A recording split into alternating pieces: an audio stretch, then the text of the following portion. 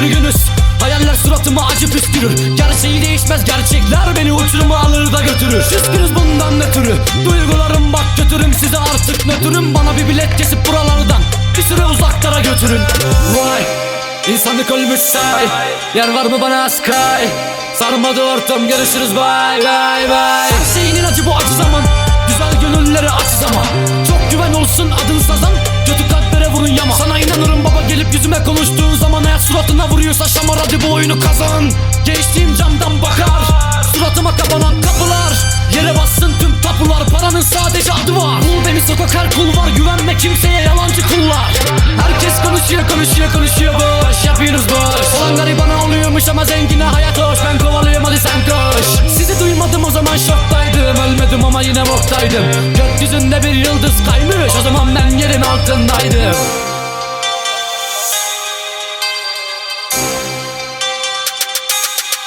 Bu gece son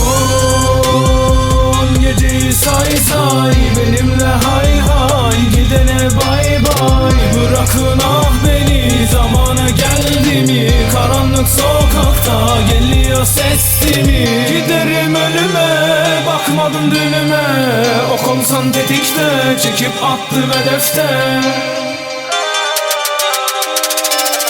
Geceler gündüzü kovalıyor gel, İçinizi ısıtan sevgiyim ben. Bunu duyuyorsan sesi full ver, canını sıkanlara sen yol ver. Ver bası bol, çaresi yok, ortama giriyoruz ama nasıl cool. Üzgünüm her şeyi baştan kur, olayımız daha yeni başlıyordu.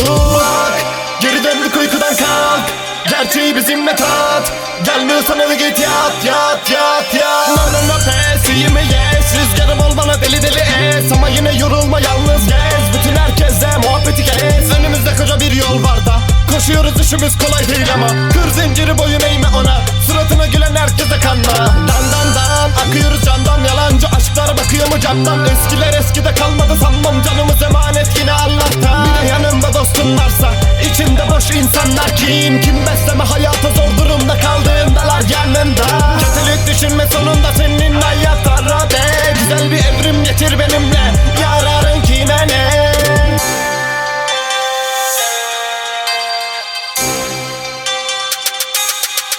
Bu gece son geceyi say say, benimle hay hay, gidene bay bay. Bırakın ah beni, zamanı geldi mi? Karanlık sokakta geliyor sesimi. Giderim ölüme, bakmadım dünüme. O konsan tetikte, çekip attım hedefte.